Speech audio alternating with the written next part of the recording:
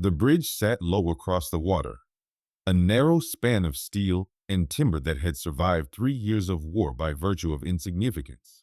It was not grand. It did not carry rail lines or link major cities. But in the autumn of 1944, as Allied forces pressed east through the Low Countries, insignificance became irrelevance, and irrelevance became necessity. The bridge crossed a canal whose name would never appear in history books, but whose waters formed a natural barrier between the advancing British armor and the roads beyond. Without it, tanks would detour 20 kilometers south. With it, they would roll forward by evening. Strategy, in war, is often a matter of hours saved or lost. The bridge mattered because time mattered, and time mattered because momentum, once broken, is rarely recaptured. Dawn came slowly that morning, the sky bruised purple and gray, the air thick with the damp cold that settles over Flatland in September. Mist clung to the canal banks, softening the edges of the world.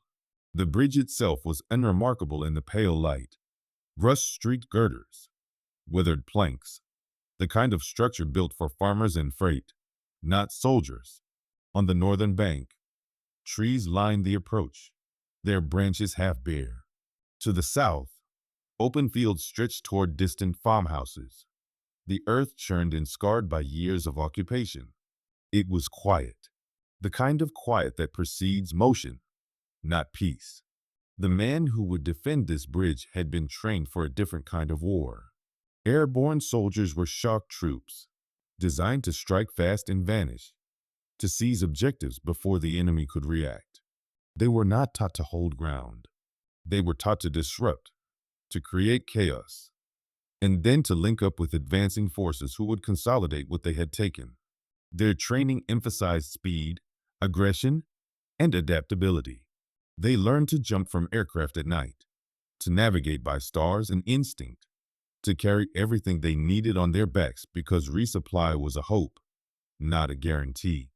The paratrooper at the bridge, whose name would later appear in after-action reports with clinical brevity, had completed his training with the quiet competence that defined the best of them.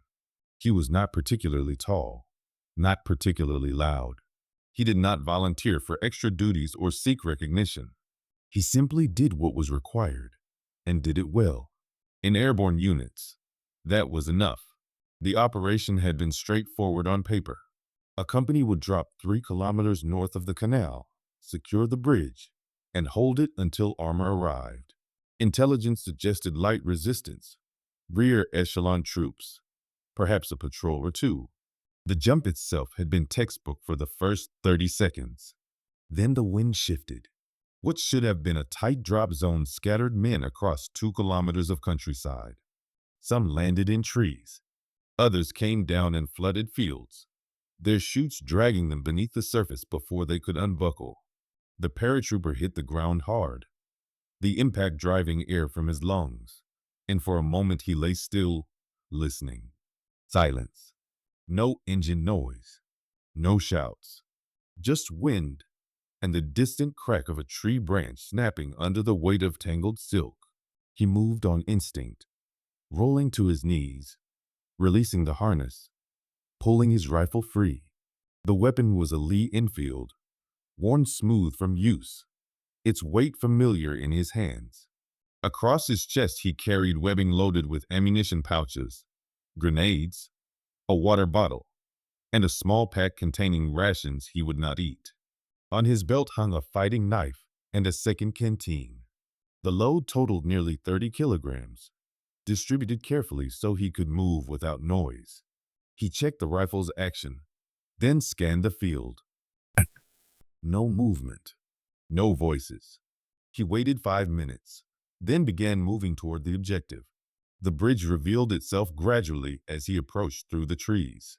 First the shape of it against the water, then the details, the crossbeams, the approaches, the open ground on either side. He counted 4 other paratroopers already in position, spread along the northern bank. They exchanged no words, only nods. One of them pointed south. Across the canal, beyond the bridge, Figures were moving. German soldiers, 6 or 7, walking without urgency. A patrol, perhaps, or men returning from a listening post. They had not yet noticed the airborne troops on the opposite bank. The paratrooper crouched behind the rusted frame of an abandoned truck, watching. The decision was already made. They could not withdraw. Armor was coming, and the bridge had to be held. They could not call for support. The radio had been lost in the drop. They could fight, or they could fail. Minutes passed. The German patrol moved closer, then stopped. One of them pointed toward the bridge. Then they turned and jogged back the way they had come. The paratrooper exhaled slowly. They had been seen. Not clearly, perhaps, but enough. The patrol would report. Reinforcements would follow. He glanced at the others. One man checked his ammunition. Another tightened the strap on his helmet. A third simply stared across the water, his expression unreadable. None of them spoke. There was nothing to say. The Germans were coming, and there was no one else to stop them. The Germans returned within the hour. They came cautiously, advancing in a loose column along the southern approach road, weapons at the ready but not raised.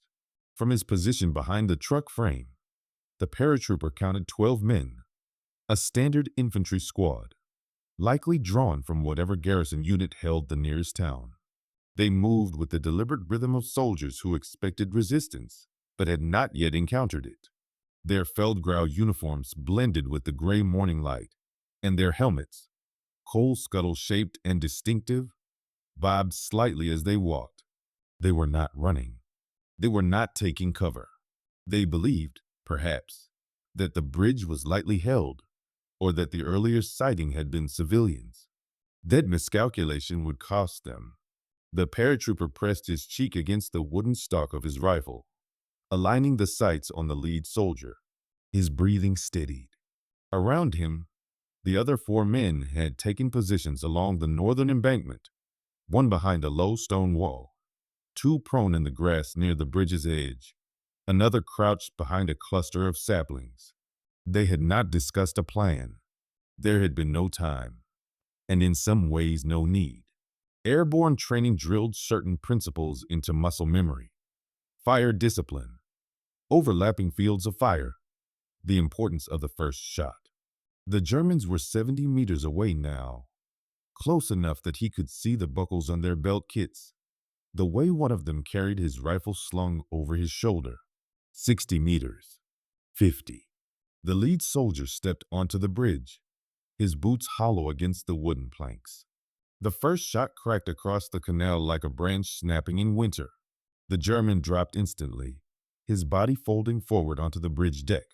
For a split second, the rest of the squad froze, caught between instinct and comprehension.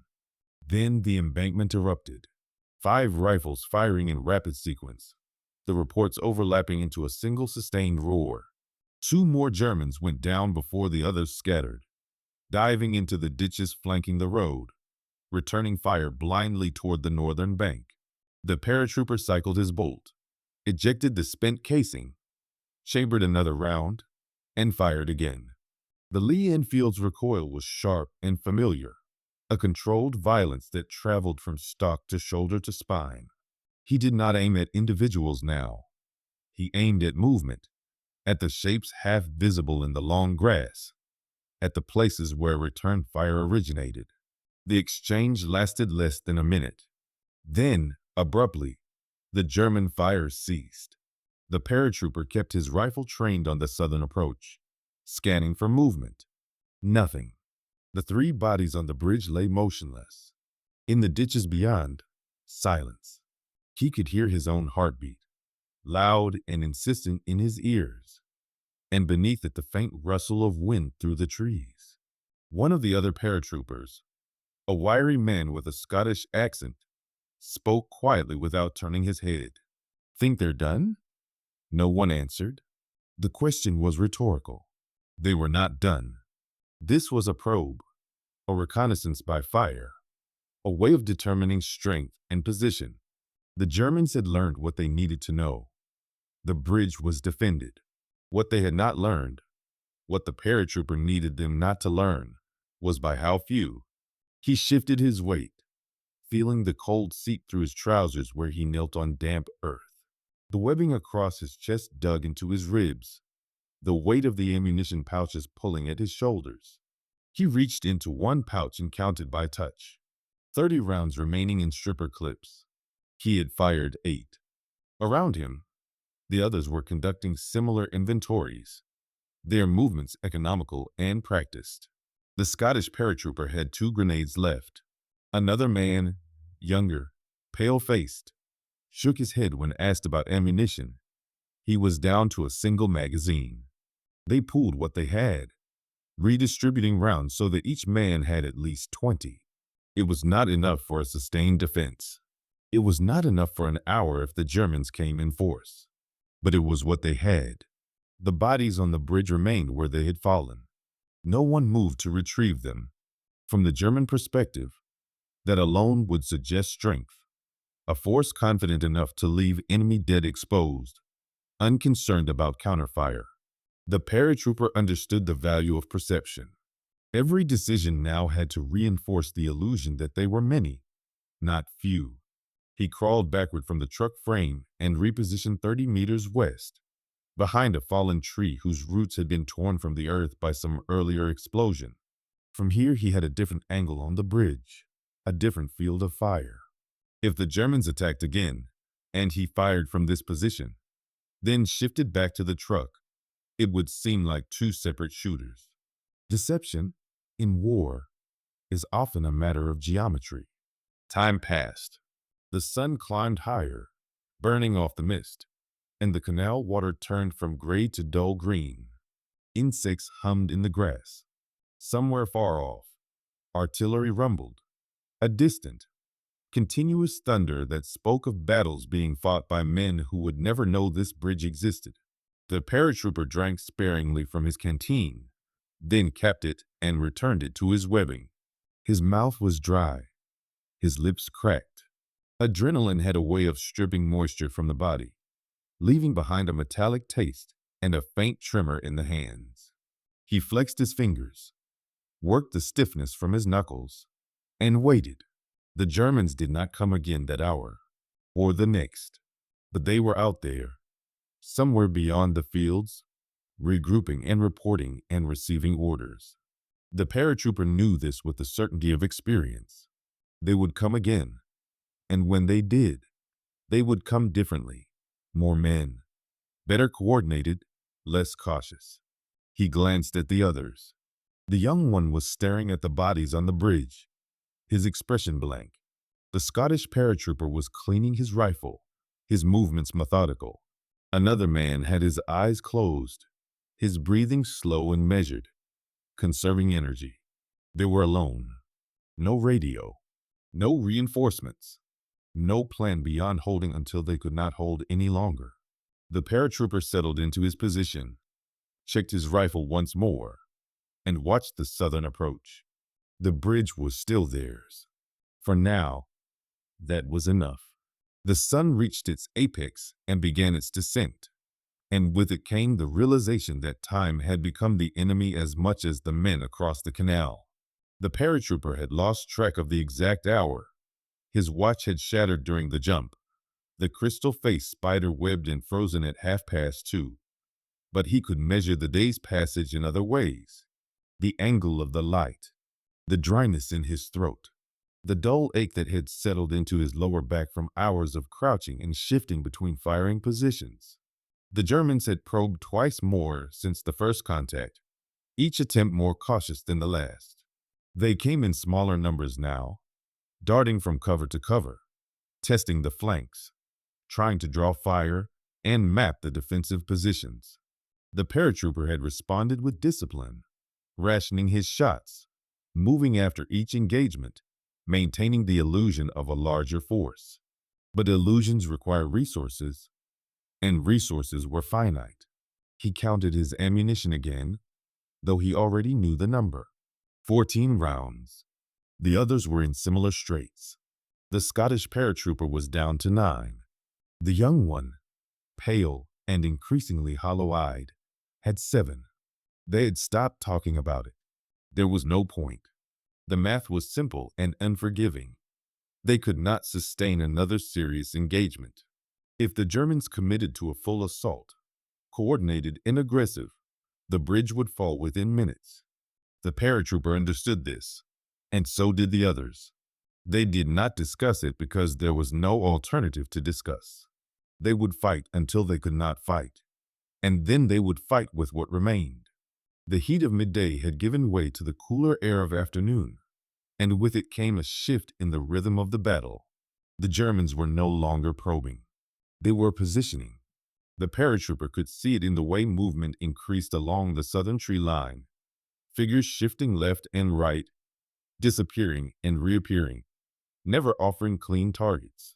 They were spreading out, encircling, preparing for something larger.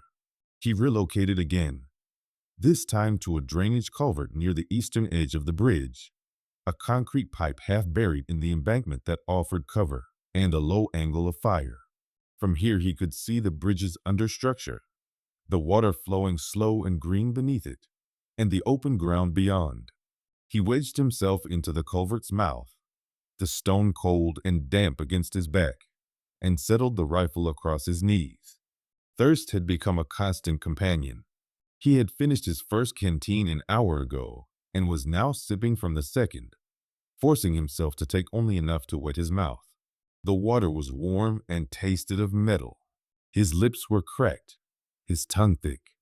Dehydration sharpened some things and dulled others. His vision felt preternaturally clear, each blade of grass distinct, each shadow defined, but his thoughts moved with a sluggish weight, as though dragged through mud. He recognized the signs. The body, when pushed, began to prioritize. Blood flow concentrated in the core and brain. Extremities cooled. Fine motor control degraded. He flexed his fingers again, forcing circulation, and watched the tree line. The next probe came from the west, a single German soldier breaking from cover and sprinting toward the bridge at an angle, zigzagging to make himself a harder target. The paratrooper tracked him through the sights, leading the movement, and fired. The shot went wide. He cycled the bolt, adjusted, and fired again. The German stumbled and went down. Whether hit or diving for cover, the paratrooper could not tell. Return fire snapped overhead, rounds cracking through the air with the distinctive whip sound of near misses. He pressed himself deeper into the culvert, dirt and concrete fragments raining down as bullets struck the embankment above. The firing ceased. Silence returned, broken only by the ringing in his ears. He counted his remaining rounds. 12. The Scottish paratrooper, now positioned somewhere behind him near the stone wall, called out quietly, "They're flanking east." The paratrooper acknowledged with a low whistle their agreed signal, and shifted his position within the culvert to cover the new angle. Minutes passed. Then a burst of fire erupted from the north, the Scotsman engaging targets the paratrooper could not see. He resisted the urge to turn and look. His sector was the bridge and the eastern approach. If he abandoned it to help elsewhere, the Germans would exploit the gap. Trust, in small unit combat, was not emotional. It was tactical. Each man held his ground because the others held theirs. The afternoon wore on, each engagement blending into the next until they became a single continuous pressure, a tightening noose that never quite closed. The Germans were patient now, methodical. They had realized that rushing the bridge was costly, so they shifted strategy, pinned the defenders in place, exhaust their ammunition, wait for mistakes. The paratrooper understood the logic. It was sound. It was what he would have done. But understanding the enemy's plan did not provide a counter to it. He could only respond, react, and endure. His world had contracted to a narrow cone of awareness. The culvert's rough walls, the rifle's worn stock, the strip of ground before him. Everything else, the mission, the war, the reasons they were here, had faded into irrelevance. What remained was immediate and elemental. hold the bridge, survive the next minute, then the minute after that. As the sun descended toward the horizon, painting the western sky in shades of copper and ash, the paratrooper realized that darkness was only 2 hours away. The thought brought neither comfort nor dread, only a cold assessment of variables. Night would change the battlefield. Visibility would collapse. The Germans might pull back, unwilling to risk a night assault against an unseen enemy. Or they might press forward, using darkness as cover for a close-quarters attack that neutralized the defender's range advantage.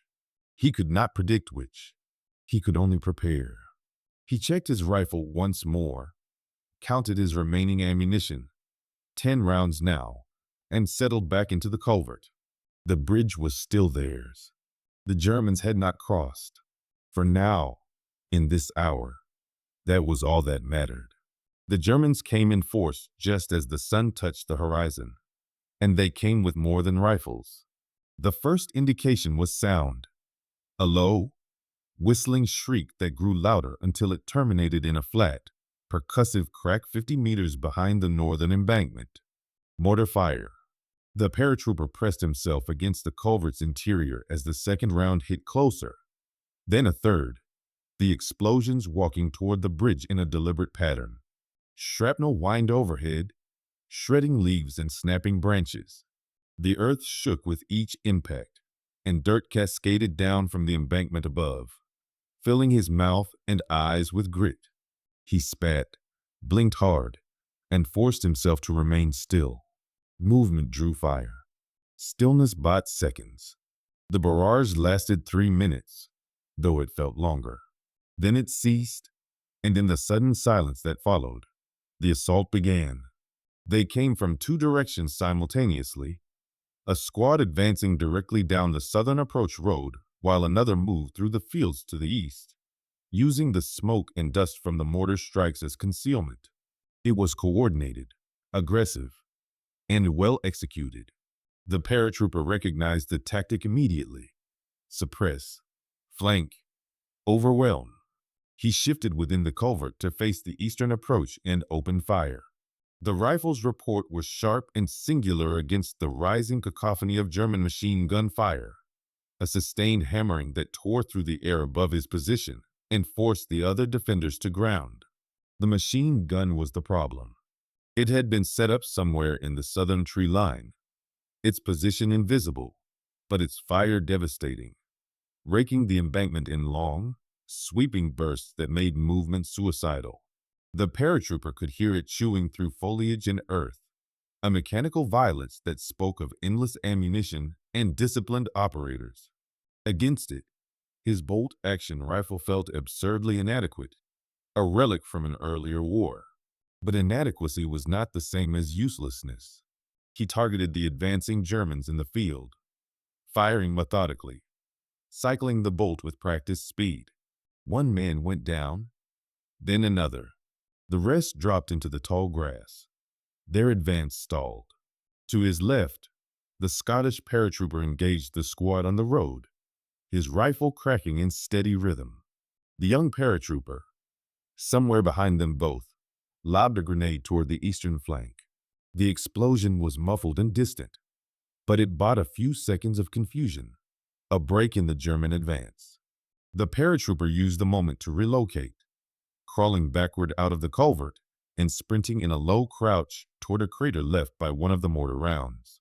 He slid into it just as the machine gun swung back, bullets snapping through the space he had occupied moments before. His heart hammered against his ribs. His lungs burned. He pressed his face into the dirt and waited for the firing to shift. The Germans in the field began moving again, using the machine gun suppression to close the distance. They were within 40 meters now, close enough that he could see individual faces beneath their helmets, the strain and determination etched into their features. They were not cowards. They were soldiers doing their job, and they were doing it well.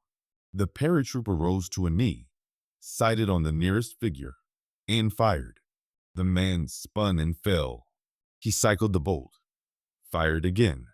Another German dropped. The return fire was immediate and concentrated, rounds cracking past his head so close he felt the displacement of air. He threw himself flat, rolled left, and came up firing from a different angle. Deception, movement, aggression, the only tools he had left. Then the mortar rounds returned, but this time they were falling short, impacting on the southern side of the canal.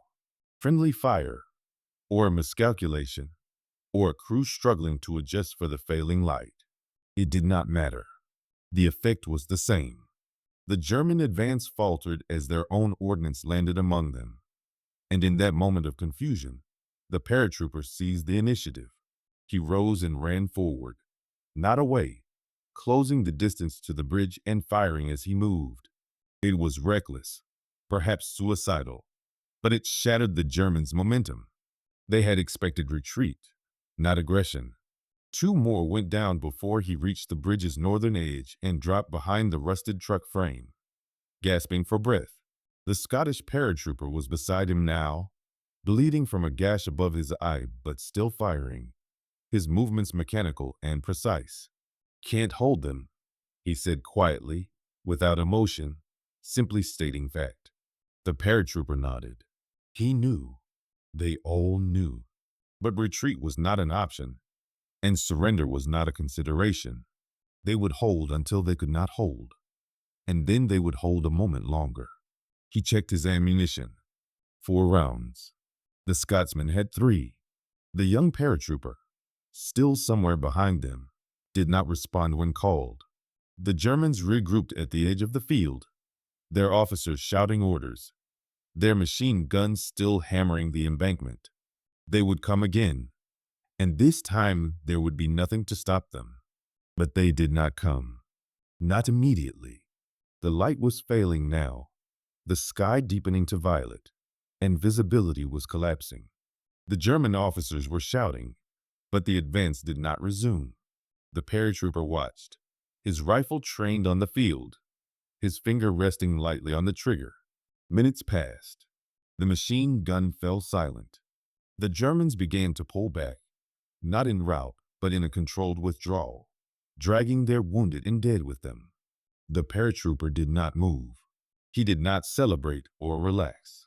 He simply watched them retreat into the gathering darkness and understood that this was not mercy. It was tactical calculation. They would return, and when they did, they would return at night. Darkness came not all at once, but in gradual stages, the world dimming until shapes lost definition and merged with shadow. The paratrooper remained behind the truck frame, his rifle across his lap, his eyes adjusting to the absence of light. Night combat was its own discipline, a sensory inversion where vision became secondary and sound became everything. He listened to the canal water moving beneath the bridge, the faint rustle of wind through dry grass, the distant murmur of German voices carrying across the water. They were organizing, preparing. And they were close, closer than they had been all day. He could hear the metallic click of equipment being checked, the scuff of boots on gravel, the low commands issued in a language he did not speak, but whose intent he understood. The Scottish paratrooper sat with his back against the truck frame, his breathing shallow and labored. The gash above his eye had stopped bleeding, but his face was pale, his movements slow. He had taken shrapnel in the leg during the last assault, a piece of metal no larger than a coin lodged in his thigh. He had not mentioned it until the paratrooper saw the dark stain spreading across his trousers. There was no medic. There was no morphine. There was only a field dressing hastily applied and tied tight. The Scotsman had not complained. He simply sat, conserved his strength, and kept his rifle ready. The young paratrooper had not been seen since the mortar barrage. The paratrooper did not know if he was dead or had retreated or was lying wounded somewhere in the darkness. He did not have time to search. The night was contracting around them, and the Germans were coming. They came without warning, emerging from the darkness like shapes conjured from smoke. No preparatory fire, no shouted orders, just the sudden eruption of movement and sound. Muzzle flashes ignited the night in brief, Stroboscopic bursts, each one illuminating faces twisted with effort and fear before plunging them back into darkness. The paratrooper fired at the flashes, working the bolt by feel, the rifle's mechanism familiar enough that his hands moved without thought. The return fire was intense and uncoordinated, bullets snapping overhead and spanging off the truck frame's metal skeleton. He could not see targets, only motion and light. He fired at both. The Germans reached the bridge. He heard their boots on the wooden planks, the hollow drumming of running men, and he shifted his aim lower, firing blind into the sound. Someone screamed. The footsteps faltered. A grenade detonated on the bridge deck, the flash bright enough to sear afterimages into his vision. And in that brief moment of illumination, he saw them. 5, maybe 6 soldiers, crouched and advancing, their faces stark and colorless. Then darkness swallowed them again, and he fired into the space where they had been. The bolt locked back, empty. He dropped the rifle and drew his fighting knife, the blade cold and solid in his hand. If they reached him, he would have nothing else. But they did not reach him. The Scottish paratrooper, moving with the slow deliberation of a man near his limit, rose to one knee and fired his last rounds into the darkness. The Germans on the bridge faltered, then broke, retreating back across the span. The paratrooper could hear them shouting, the words sharp and urgent, and then the night swallowed them again. He reloaded by touch, his fingers finding the stripper clip in his pouch, pressing the rounds down into the magazine with movements so practiced they required no conscious thought. 5 rounds, the last he had. The Scotsman slumped back against the truck frame, his rifle sliding from his hands. "That's it for me," he said quietly. The paratrooper nodded. He did not argue. There was no argument to make. The attack resumed minutes later, this time from the flanks. The Germans had learned that the bridge was a killing ground, so they tried to cross the canal elsewhere, wading through the water to the east and west. The paratrooper heard the splashing, the muffled curses as men stumbled in the current, and he moved to meet them.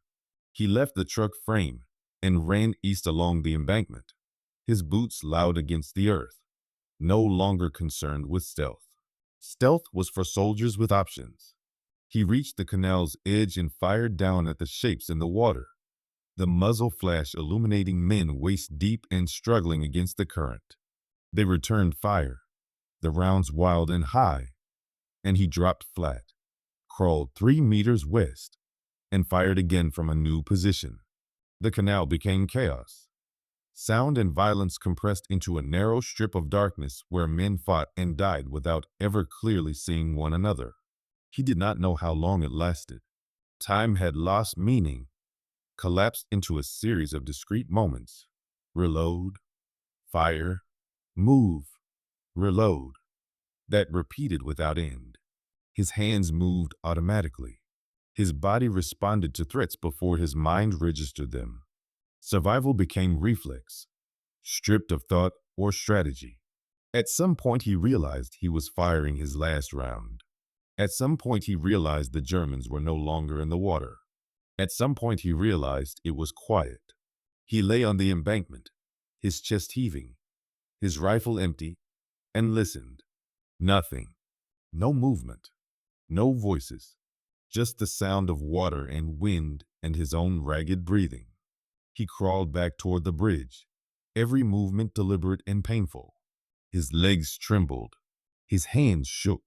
When he reached the truck frame, the Scottish paratrooper was still there, his eyes closed, his breathing shallow but steady. The paratrooper sat beside him and stared into the darkness. The bridge was still theirs. The Germans had withdrawn, not because they were defeated, but because night combat against an unseen enemy was a calculus of diminishing returns. They would return at dawn, and when they did, there would be nothing left to stop them. But dawn was hours away. For now, in the darkness, the bridge endured, and so did he. The first light came as a pale suggestion along the eastern horizon, a gradual dissolution of darkness that revealed the world in shades of gray. The paratrooper had not slept.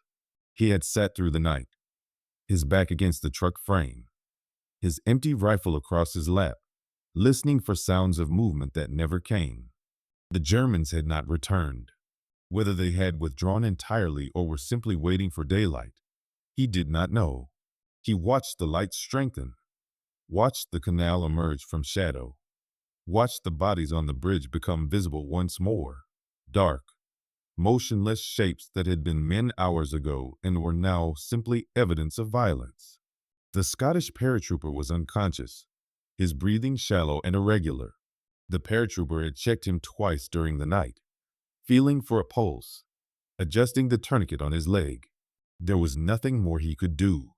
No medical supplies, no morphine, no way to call for evacuation.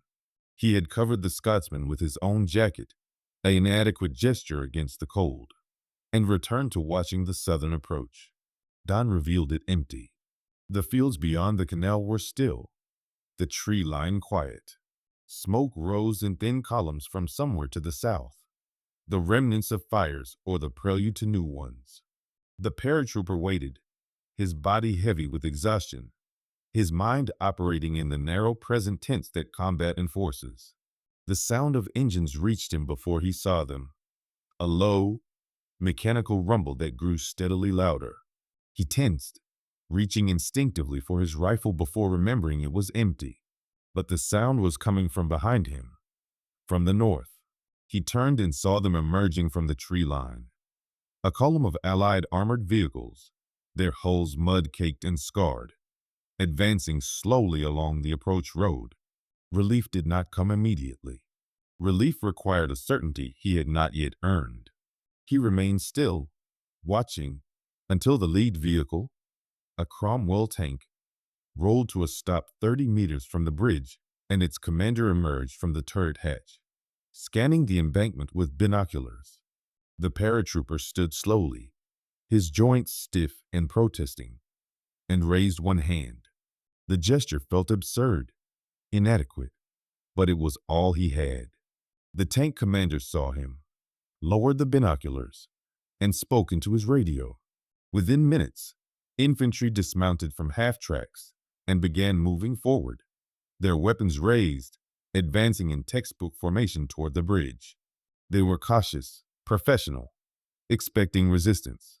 When they reached the embankment and saw the scattered shell casings, the bloodstains, the improvised firing positions, their expressions shifted from caution to something else, confusion, perhaps, or disbelief. An officer, young and clean-shaven, approached the paratrooper and spoke in clipped, formal tones. "How many of you are holding this position?" The paratrooper looked at him, then at the bridge, then back. "Two," he said. "One's hit." The officer blinked. "Two?" The paratrooper nodded. The officer turned and looked at the bridge, at the bodies still lying on the planks, at the cratered southern approach, and said nothing. They evacuated the Scottish paratrooper first, carrying him on a stretcher to one of the half-tracks. The paratrooper watched them load him aboard, watched the vehicle reverse and turn north, and felt the absence like a weight. He was alone now, truly alone, and the solitude was worse than the combat had been. The officer returned and began asking questions. How long had they held? How many Germans? What weapons did the enemy employ? The paratrooper answered mechanically, his voice flat and distant. The officer wrote everything down in a small notebook, his pencil scratching across the paper, and the paratrooper watched him and thought about how strange it was that this would become words on a page, facts in a report, data to be filed and analyzed by men who had never seen the bridge. Engineers moved forward to inspect the structure, checking for demolition charges or structural damage. They found neither. The bridge was intact, functional, ready to bear the weight of armor. Within the hour, tanks began crossing, their treads loud against the wooden planks, and the paratrooper stood aside and watched them pass. Each vehicle was a justification, a proof that the 18 hours had mattered. The armor that would have detoured south was rolling forward, maintaining the offensive's momentum. And somewhere ahead of them, other men would fight and die so that the advance could continue. The war was larger than one bridge, but wars were made of bridges, of small objectives held or lost, of hours saved or squandered. He had held his. The cost would be tallied later. They found the young paratrooper in the afternoon, his body half submerged in a drainage ditch 200 meters east of the bridge. He had been hit during the mortar barrage, a piece of shrapnel through the chest, and had crawled as far as he could before bleeding out. They brought him back on a stretcher covered with a tarpaulin, and the paratrooper watched them carry him past and felt nothing. Grief required energy he no longer possessed. Later, perhaps, there would be time for mourning. Now there was only the mechanical process of aftermath, the debriefing, the medical check, the cursory examination by a medic who pronounced him dehydrated and exhausted but otherwise intact. They gave him water, rations, and a seat in a half-track heading north toward the rear area. He ate without tasting, drank without relief, and stared at nothing. The bridge receded behind him as the half-track drove away, growing smaller until it was just another feature in a scarred landscape, indistinguishable from a dozen others. In the days that followed, it would appear in reports with clinical brevity. Bridge secured. Light casualties. Enemy strength estimated at company level. Defensive action commended. His name would be mentioned, an award recommended, and then filed into the vast bureaucratic machinery of military recognition. But for the men who crossed the bridge that morning, who saw the spent casings and the bloodstains and the single soldier standing watch, the story would endure in a different form, not as a report, but as a memory of what one man could hold when there was nothing left but the refusal to yield. He had not sought glory. He had simply done what the moment required, and survival, not triumph, was the only measure that mattered.